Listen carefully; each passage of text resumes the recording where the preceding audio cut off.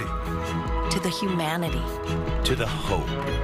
wake up every morning fully awake. NPR Morning Edition. Tune in to your local station or download the NPR app. Wednesday night on PBS, starting with a new episode of Nature. He was on the cusp of supremacy, a formidable contender to the throne. Followed by a new episode of Nova. There may be an avenue of slowing down this disease or, in fact, preventing it entirely. And the finale of Expedition with Steve Backshall Unpacked. All of that sweat, all that pain to get here and see this, that's what it's all about. Nature, Nova, and Expedition with Steve Backshall Unpacked. Wednesday starting at 8 on KPBS. You're watching KPBS.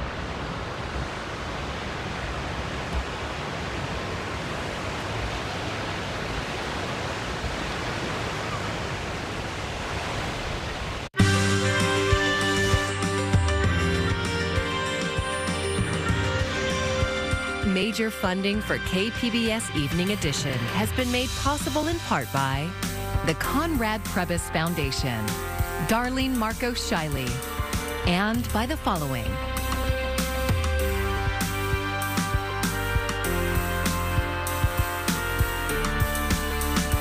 And by viewers like you. Thank you.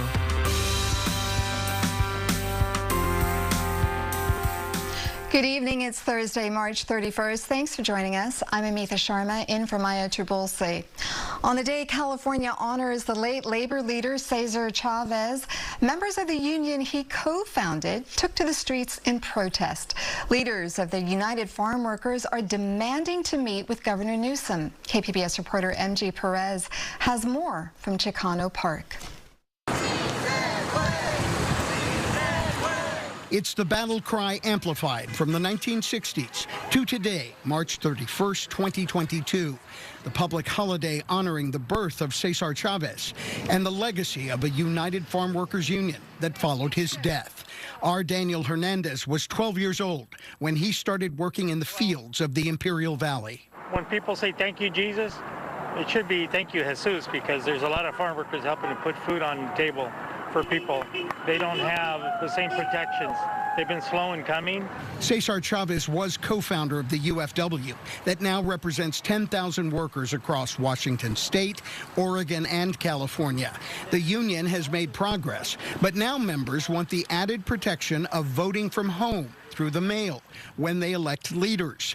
These supporters are joining others across the state in celebration and protest that Governor Gavin Newsom will not meet with them to discuss new legislation that would stop intimidation of farm workers. When it comes to casting a vote, you should be able to do so without fear of any consequences from supervisors or other folks that may have that watchful eye over you. And the fact that other voters who voted for the governor in the previous election had the opportunity to vote from home, why shouldn't farm workers have the same opportunity?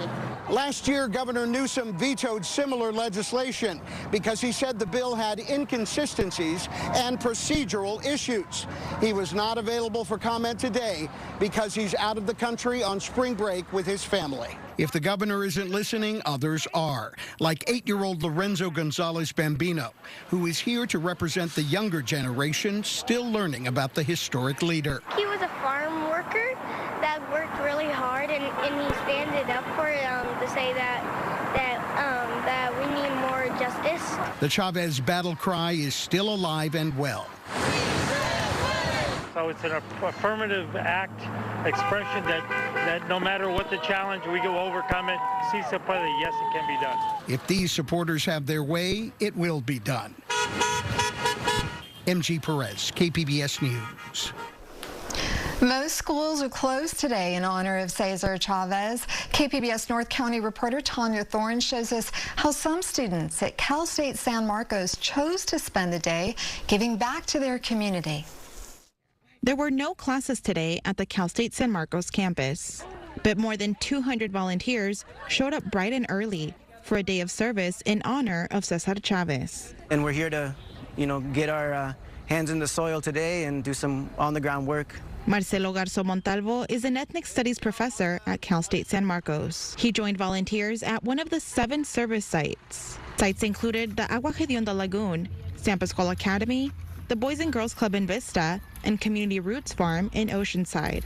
Volunteers helped with different projects, whatever was needed at each site. Here's what some of them had to say. We're here to experience some service with the girls and celebrate Cesar Chavez Day. Well, as a Latino, it means a lot to me, considering that my family came here.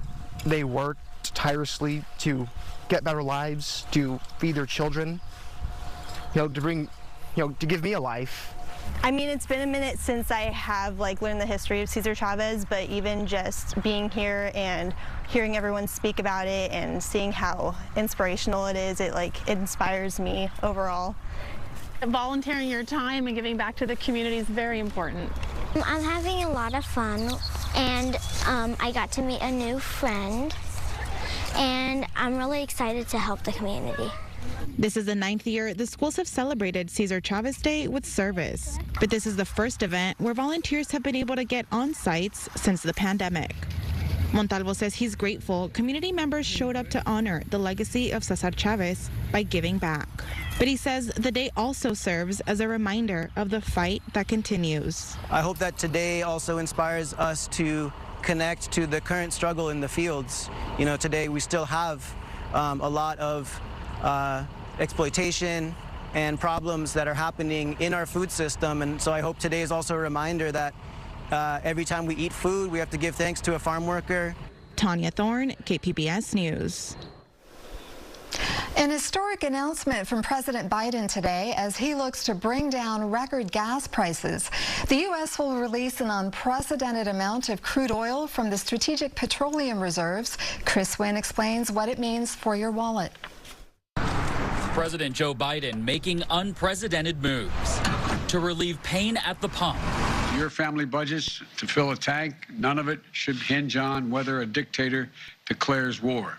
Releasing a record 1 million barrels a day from the Strategic Petroleum Reserves in an effort to reduce gas prices and put pressure on oil companies to increase supply. This is the time, not the time to sit on record profits. It's time to step up for the good of your country, the good of the world, to invest in immediate production that we need to respond to Vladimir Putin.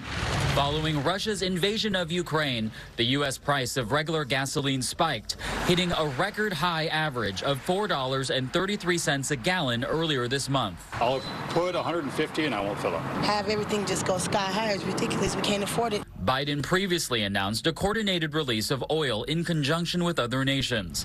While tapping deeper into the reserve is expected to have a limited effect on prices, the president is hoping to send a political message amid a difficult midterm election year. It's time to deliver true long-term energy independence in America once and for all. And I'm going to continue to use every tool at my disposal to protect you from Putin's price hike. In Washington, Chris Wynn, KPBS News. Another drop in gas prices here in San Diego County brought us under the $6 mark. Today, the average price for a gallon of regular gas fell nearly 2 cents to $5.98. The Oil Price Information Service attributed the decrease to the arrival of imported gasoline, easing concerns about supply. We could see further price drops as long as wholesale prices don't swing back up.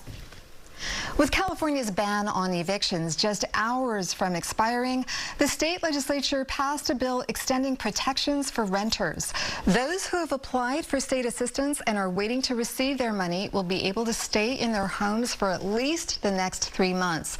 Today is also the deadline to apply for COVID-related assistance. Lieutenant Governor Eleni Kounalakis signed the bill into law because Governor Newsom is vacationing out of the country. As acting governor, she became the first woman in California to sign a bill into law. The federal government is encouraging more older adults to get COVID booster shots. At the same time, local vaccination sites are closing and future funding for our pandemic response is in jeopardy. Here's KPBS health reporter Matt Hoffman. The Jacob Center has been delivering COVID-19 vaccines for nearly a year in southeast San Diego, but that's ending Thursday. County officials have been looking at closing their vaccination sites that have low volume and shifting efforts to mobile teams and local providers. Versus a static site, which aren't bringing in the numbers that we had initially, and definitely have dropped off. And in some situations, in particular Jacobs Center, we're seeing well below 20 vaccines a day. Denise Foster is the county's chief nursing officer. She says currently only about 10% of the region's vaccinations are happening at county sites. The bulk of them are given out at pharmacies, hospitals, and clinics. Which is, really looking to go to the model that we've always had, which is where the safety net for those who are most in need and underserved in the community. Meanwhile, there has been a slight uptick in vaccination appointments here in San Diego. This week, the CDC recommended that those over 50 could get a second booster shot, but there's an issue. President Joe Biden says more pandemic funding is desperately needed. We have enough supply to give booster shots to those newly eligible individuals. But if Congress fails to act, we won't have the supply we need this fall to ensure the shots are available free, easily accessible for all Americans. The lack of funding is already impacting our pandemic response. Federal officials are cutting state allocations for potentially life-saving treatments, and without funding, we're not going to be able to sustain the testing capacity beyond the month of June. And if we fail to invest, we leave ourselves vulnerable if another wave of the virus hits. Experts are predicting some sort of case increase with the more contagious BA2 variant, now the dominant strain in the U.S. Yeah, this is incredible to see our funding cut when we have a wave that's just getting going right now. Dr. Eric Topol is director of the Scripps Research Translational Institute in La Jolla. This is the last time in the world to cut funding, essential funding, whether it's testing, vaccines, monoclonal antibodies, treatments like Paxlovid pills. This is crazy, and it shouldn't be tolerated. And this is ridiculous complacency, not acknowledging what's going on right now. State health officials say their priority remains ensuring everyone, regardless of their ability to pay or insurance status, has access to testing and vaccines. They say that COVID services should be provided based on need, not specified funding sources. Matt Hoffman, KPBS News. A class of Navy ships with a long history in San Diego is now on the chopping block. KPBS military reporter Steve Walsh says the LCS never worked the way the Navy expected. The littoral combat ship was designed to be small and fast so it could operate close to shore. The Navy announced this week that it wants to decommission 9 LCSs early, one less than 2 years old. All of them from the ship's mechanically troubled Freedom class, says Brian Clark, a former naval officer with the Hudson Institute. The ships had lots of problems. The ships have had to been towed back to port. Ships have been unable to go on deployment. Ships have been stranded in places where they had to be repaired in place. So those have all been really problems of the Freedom class. Clark says overall the LCS program was sunk by cost overruns and an overly ambitious set of missions that included having the ship track submarines to detect mines. To keep shipyards in Wisconsin and Alabama running, the Navy even kept building 2 types of the same ship. All of the less troubled Independence class are home ported in San Diego. The Independence class, which is the other class, seems to be performing very well. It's on deployment right now. 3 of the Independence class ships are deployed to the Southeast Asia region out of Singapore and Guam. They've been very effective. They don't have the propulsion train problems. They're beginning to carry some of these longer range cruise missiles. So I think the Navy sees that Independence class as a useful small surface combatant going forward. Through the years, San Diego was often a test lab for the LCS as the Navy tried to work out the bugs. The Navy has since moved on to building a new frigate. San Diego will become the home of 16 of the Independence class ships after the last of the LCSs are delivered. If Congress agrees with the Navy, a few remaining Freedom class ships will be based in Florida. Steve Walsh, KPBS News. People living in San Diego have probably seen a broken streetlight or two, or maybe a few dozen. The city has a massive backlog of broken streetlights, and it takes an average of just under a year to fix each one. KPBS Metro reporter Andrew Bowen digs into what's behind that problem and how the city is trying to keep the lights on. We gear up, put our harness on for fall protection. City electrician Aaron Gumbala straps himself into a truck that lifts him up to a streetlight in San Diego's Bay Terraces neighborhood. A resident reported the streetlight broken, but when he runs a quick test on it, So it works. The light turns on. You know what? Go ahead and change it. Go ahead and change it? Okay. Gumbala's supervisor, Derek Mack, says the light is probably on its last leg and is still worth replacing with a newer, more energy-efficient LED light. This light was reported out just under a year ago, and that's a typical wait time for a city that has about 70,000 streetlights and only 8 electricians to maintain them. Right now, we're functioning on probably half the crew that we would normally have. Mack oversees the city's streetlight repair division. More than 5,000 streetlights are reported broken in San Diego.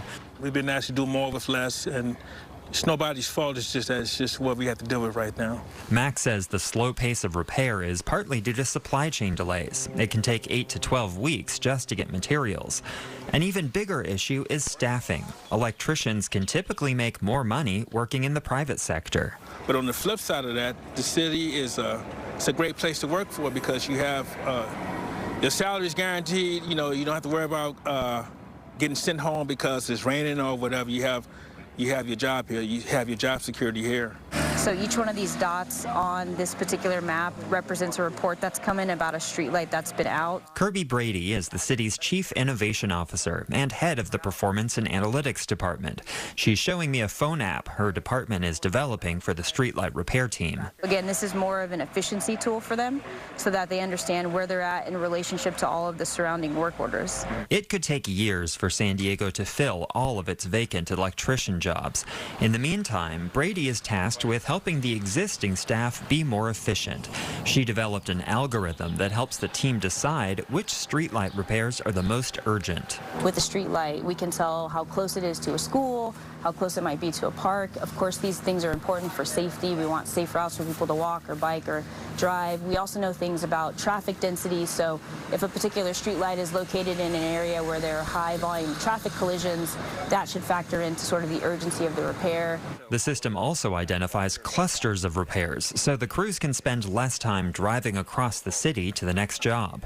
Brady admits data alone won't fix the backlog of broken streetlights, but drawing attention to how big the problem is could convince city officials, even voters, to put more money towards fixing it. In any given year, the city never has enough money to throw at all of the departments to fix things, but our hope is that by spotlighting some of the most frequently requested services by residents, we can start to funnel resources there and improve those service levels over time. Another selling point for the app, it appears to be improving employee morale. Derek Mack, the supervising electrician, says repair crews now feel like there's logic behind their assignments. Well, before that system came out, we was jumping around.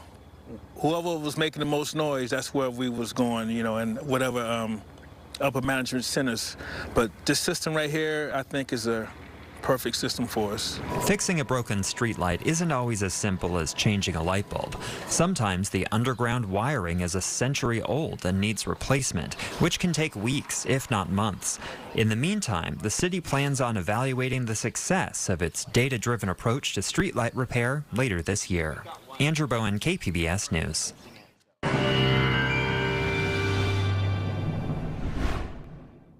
Happy Thursday, everyone, and thanks for tuning in to KPBS News. I'm Marvin Gomez with a quick look at your forecast for San Diego County. The deep marine layer continues across our area, especially for the coast, and that's where we're really not going to see much sunshine heading into tomorrow or even Saturday. And of course, temperatures are going to stay on the cool side. But the one bit of sunshine, or the one ray of hope here at the end, is going to be the fact that next week we're going to have a slight warm-up into the beginning of the week. Now, here's a quick look at San Diego County. Heading into tonight, mostly cloudy skies for Oceanside. Temperatures cooling down to 53 degrees for you. San Diego, 57. Chula Vista, you're going to be dropping to 55 degrees. And Borrego Springs in the mid-50s as well. Here's a quick look at Futurecast showing all of those cloudy conditions along the coast throughout the overnight hours. And we're going to be waking up to those cloudy conditions into our Friday morning. For the rest of the Southwest, dry and seasonable conditions conditions, and we're going to stay dry across most of Southern California as well.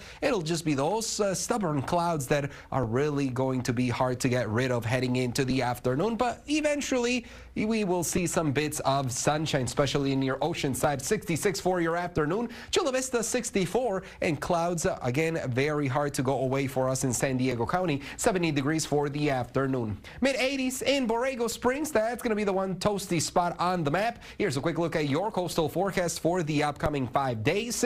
Those low clouds, they're going to be with us for the next couple of mornings. It'll be until Tuesday of next week when temperatures are going to be back in the 70s across our area. In inland areas, we are staying in the 60s. Clouds for the morning as well. And it won't be until Tuesday, once again, where numbers are going to be climbing up about 10 degrees warmer than what we expect for the next few days. For the mountains, there will be sunshine, staying cool, mid-50s for your afternoon. And across the desert, those mid-80s are going to be very consistent and possibly 90 degrees for early next week. I'm Marvin Gomez with your forecast for KPBS News.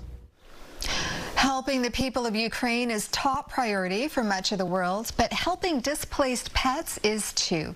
San Diego Humane Society president and vet Dr. Gary Weitzman flew out to the region on Sunday on an exploratory trip to help Ukrainian animals. He is on a 10-day mission at the border between Poland and Ukraine.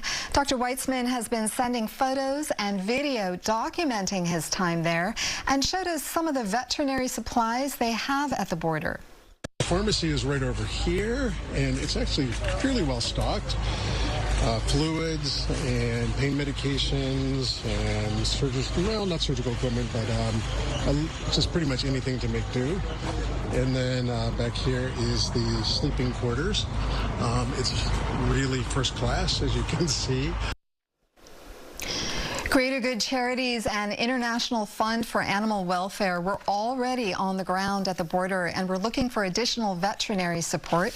The Humane Society is also arranging for more veterinary staff to help any pets impacted by the war.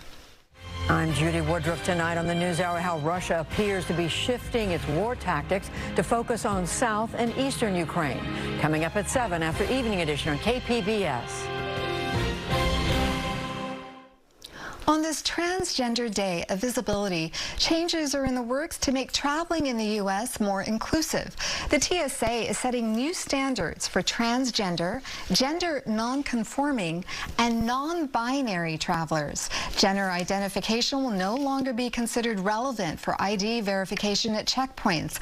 And while working on enhancements to its advanced imaging technology, screening will be less invasive for passengers. Meanwhile, the State Department announced that starting April 11th, U.S. citizens can select X as their gender on passport applications.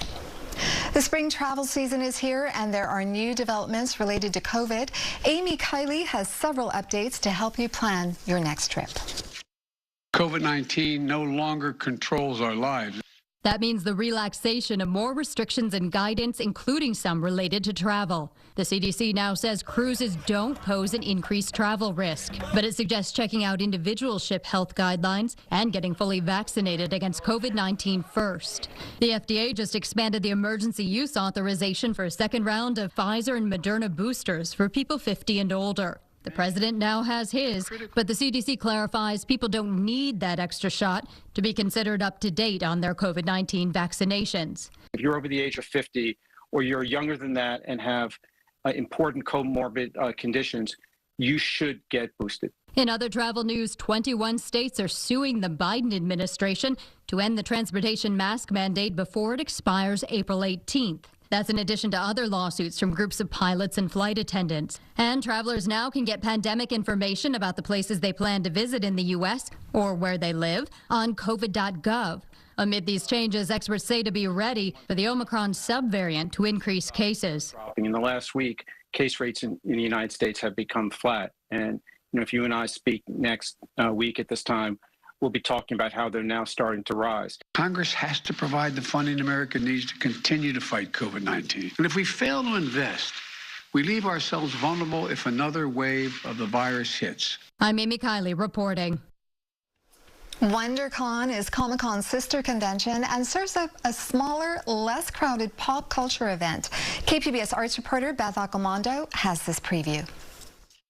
Nathan Seekerman is a kind of superhero. For one, he's cosplayed as Steampunk Han Solo and Captain America. And while he might be disguised as a mild-mannered programmer, he does display superpowers in fabricating spectacular costumes out of thin air. I'm a programmer as a day job, but programming background lent itself immediately to being a 3D modeler, so that you start to draw your own stuff, you start to print it out. I've got a plan to do something new, unusual, we'll call it a clone Mando.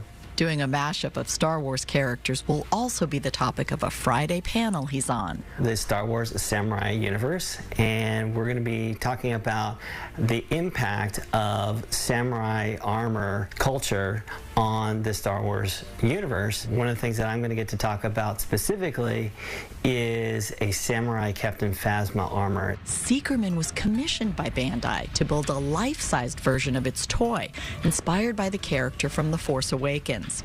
The stunning creation Seekerman made mixes Japanese armor techniques with do-it-yourself ingenuity and modern materials. The result looks exactly like the toy mashup, but can also be worn 8 hours at a convention. Each project represents a journey for Seekerman. It's like I've learned how to do something. I've gone and presented it. I've received appreciation for the work and the storytelling, and then an invitation to doing charity events, and then maybe do some commissions. Although Comic-Con has a reputation for cosplay, Wondercon may actually outdo its sister convention. Comic-Con International spokesperson David Glanzer says the Wondercon cosplay community is great. Typically on Sunday, when the doors close at 5 o'clock and everybody's kind of being ushered out, the cosplayers stay in the courtyard area, take pictures, mingle with each other. Nobody wants to leave, and I don't blame them. This weekend's WonderCon is the nonprofit organization's first full-fledged show since the pandemic hit in 2020. It's always been a smaller show than Comic-Con, so you might be able to buy passes at the show. Plus, the Anaheim Convention Center affords WonderCon room to expand. We have enough space to be able to accommodate a lot more people if need be. Masks have always been popular at WonderCon, but this year there'll be a mandatory COVID mask requirement as well as proof of vaccination. With WonderCon back, people are also looking forward to Comic-Con's return this summer. But the show's essentially sold out because tickets purchased in 2019 have been rolled over. As we wrap WonderCon, we'll look more fully into Comic-Con, decide if there's something that we can do. What we need is a convention TARDIS that's bigger on the inside and can fit more people. Beth Accomando, KPBS News. You can find tonight's stories on our website, kpbs.org. Thank you for joining us, and have a great evening. Major funding for KPBS Evening Edition has been made possible in part by the Conrad Prebys Foundation, Darlene Marco Shiley, and by the following.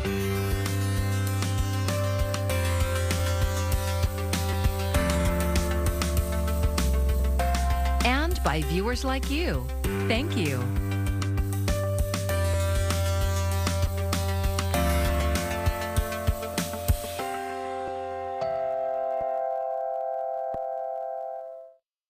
Next time.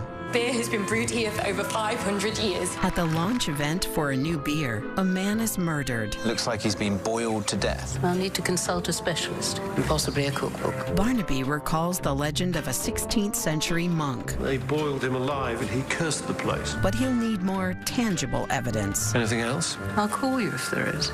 Great. Midsummer